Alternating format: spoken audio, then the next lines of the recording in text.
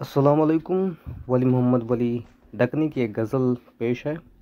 देखना हर सुबह तुझ रुखसार का है मुताला मतलय अनवार का। आज हम इसकी तशरीह करेंगे, तो चलिए शुरू करते हैं। देखना हर सुबह तुझ रुखसार का है मुताला मतलय अनवार का। तो शायर कह रहा है कि मेरे महबूब, हर सुबह तेरे रुखसार को देखना, यानी तेरे चेहरे को देखना, गोया सूरज को उगते हुए देखना है मुताला मतलय अनवार का। यानी कि ये देखना हुआ मतलय अनवार, यानी रोशनी की शुरुआत को। अनवार नूर की जमा है, ठीक।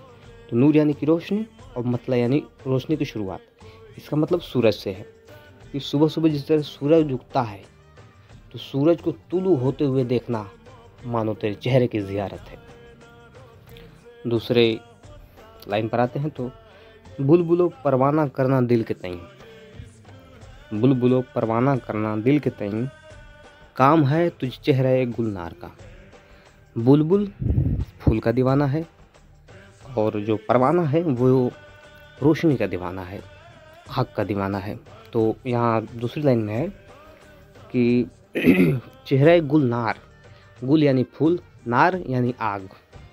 तो पूरा मानी हुआ कि बुलबुलो परवाना करना दिल के तईं, मेरे दिल को जब मैं तेरे चेहरे को देखता हूँ तो मेरे दिल को इस पर बुलबुल और परवाना होने की वजह मिलती है।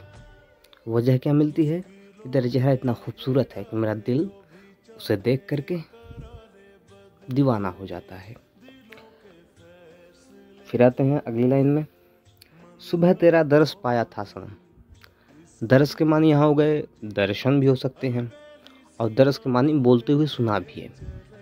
दर्स हम लोग हासिल करते हैं और अपने उस्ताद से भी। तो सुबह तेरा दरस पाया था सनम, शौक़ दिल मोहताज है तकरार का। कि सुबह तुझे देखा था और अब मेरा दिल कर रहा है तुमसे बातें करने का। तकरार यानी बहस करने का, तकरार यानी झगड़ा भी होता है। तो शायर की जैसी हालत है वो अब जितना उसके बस में है भाई उतना कर सकता है। अगर हिम्मत है तो झगड़ा भी कर सकता है। तो चलिए आगे चलते हैं। माह के सीने में ऐ शमारो, ऐ शमारो, दाग है तुझ हुस्न की झलकार का। बड़ी क़यामत की लाइन है कि माह के सीने में ऐ शमारो, यानी कि शमा कहते हैं रोशनी को, दिए को, लौ को। तो ऐ शमा रहो, ऐ शमा की तरह दिखने वाले माह के सीने पर, यानी चाँद के सीने पर। चाँद जो है बहुत खूबसूरत है और उसके ऊपर दाग है। तो वो दाग जो है माह के सीने पे ऐ शमा रहो, दाग है तुझ हुस्न की झलकार का। यानी कि तुम्हारा जो हुस्न है उसकी झलक उसके ऊपर पड़ी है तो वो दाग बना है। यानी वो चाँद पे जो दाग नज़र आता है वो चाँद का दाग नहीं है, वो तुम्हारे हुस्न की एक झलक है जिससे चाँद पर दाग बन गया है और उसका सीना दागदार हो गया है। फिर अगली लाइन में आते हैं कि दिल को देता है हमारे पेच उताब, दिल को देता है हमारे पेच उताब, पेच तेरे तुर्रे तर्रार का। तुर्रे तर्रार यानी उसकी जो बालों की स्टाइल है। तुर्रे तर्रार एक टोपी को भी कहते हैं तुर्रा, उसका नाम टोपी का नाम भी है। लेकिन तुर्रे तर्रार यानी उसने जिस तरह से बालों को बांधा है, जिस तरह उसमें पेचो खम हैं, उसी तरह के पेचो खम हमारे दिल में पड़ते हैं। हमारा दिल पेच खाता है, हमारे दिल में उस तरह के पेचोताब आते हैं जिस तरह के तुम्हारे बालों में है। यानी कि तुम्हें देखकर दिल दीवाना हो जाता है। तो दिल को देता है हमारे पेचोताब, हमारे दिल को तुम्हारा जो हेयर स्टाइल है, या फिर यूँ कहिए कि तुम्हारी जो बालों को बांधने की या बालों को जिस तरह से तुम बना के रखती हो, वो हमारे दिल को पागल कर देता है। चाहता है इस जहां में गर बहिश्त, जा तमाशा देश, जा तमाशा देख उस रुखसार का। ये भी बड़ा क़यामत का शेर है कि चाहता है इस जहाँ में गर बहिश्त, अगर तुम्हें इस दुनिया में ना जन्नत देखनी है, जन्नत का नज़ारा देखना है, तो सीधा उसके चेहरे को देख लो। जा तमाशा देख उस रुखसार का, तमाशा देख यानी नुमाइश देख, यानी तमाशा का मतलब देखने लायक चीज़ है वो। बिल्कुल ही देखने लायक चीज़ है, महबूब है तो बेइंतहा खूबसूरत होगा ही।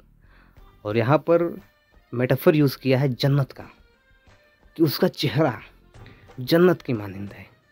मतलब कि अगर दुनिया में तुमको देखना है अगर बहिश्त का नज़ारा, जन्नत का नज़ारा, तो उसके चेहरे की ज़ियारत कर लो। फिर है कि सरकशी आतिश मिजाजी, सरकशी आतिश मिजाजी है सबब नासिहों को गर्मी बाज़ार का। ये शेर थोड़ा दूसरी सिंध में चला जाता है कि सरकशी आतिश मिजाजी है सबब, यानी कि सरकशी जो है, जो बगावत है, जो आतिश मिजाजी है, जो आतिश मिजाजी है, वो मतलब कि आतिश मिजाजी मतलब जो गुस्से वाला मिजाज है, जो एक हमारी सोसाइटी में कुछ लोग ऐसे होते हैं जो थोड़े तल्ख मिजाज होते हैं, तो उनकी जो तल्ख मिजाजी होती है वो अक्सर करके उसका एक सबब होता है, उसकी एक वजह होती है। या तो उन्होंने ज़िंदगी में कोई रंज खाया हो, या फिर हो सकता है कि उनकी परवरिश ऐसे ही माहौल में हुई हो, उनकी ज़हनी तरबियत ही ऐसी हो या बनाई गई हो, क्योंकि हर किसी चीज़ की कोई न कोई वजह होती है।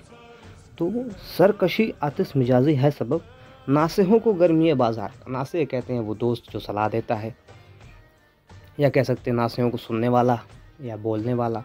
तो नासिह अक्सर जो है शायर इस्तेमाल करते हैं। तो नासिहों को लगता है कि ये जो सरकशी है, जो बगावत है, ये बाज़ार की गर्मी की वजह से है। बाज़ार की गर्मी की वजह से मतलब बाज़ार यानी इस पूरी दुनिया को, इस कायनात को बाज़ार, जो कायनात का बाज़ार है, इसमें जो गर्मी है, सॉरी मैंने गलत बोल दिया, गर्मी नहीं, गर्मी। तो जो गर्मी है वो दुख हैं। तो इन दुखों की वजह से, इन तकलीफ़ों की वजह से ये बाज़ार में बगावत शुरू हुई है, यानी इस कायनात में ये सरकशी है लोगों में, ये इसकी वजह से है कि इन्होंने तकलीफ़ें झेली है और इनसे वो निजात पाना चाहते हैं। अगला है कि ऐ वली क्यों सुन सके नासिह की बात। लीजिए फिर आ गया कि नासिह के मानिए बताने वाला, सलाह देने वाला, नसीहत देने वाला। तो ऐ वली क्यों सुन सके नासिह की बात। ये वली जो है, यानी ये जो आशिक है, जो दीवाना है, मस्ताना है, ये नासिह की बात क्यों सुने। ये सामने जो बैठ के नसीहत दे रहा है उसकी बात क्यों सुने, आखिर क्यों सुने। जो दीवाना है परी रुखसार का, जो परी रुखसार का दीवाना है, जो अपने महबूब की मोहब्बत में गिरफ्तार है, उसमें मुलव्विस है, वो किसी नसीहत देने वाले की, किसी वाज़गाह की बात को क्यों सुने। आपका काम वाज़ देना है, लेकिन हम सुनेंगे नहीं, क्योंकि हम उनके दीवाने हैं। तो यहाँ पर शायर अपनी अंदर की जो चीज़ें हैं कि मैं अब उसका हो चुका हूँ, तुम्हारा हो नहीं सकता, यानी तुम्हारी बात मानूंगा नहीं। यहाँ पर वही बात आती है कि एक दिल है तो अब उनका है, अब आप लाख समझाएं, अब तो आपका हो नहीं सकता। यानी कि बातें अब नसीहत की तरफ नहीं जाएगा दिल, क्योंकि अब दिल उसकी तरफ जा चुका है। और यही इस गज़ल की तशरीह है। फिर मिलते हैं, खुदा हाफिज़।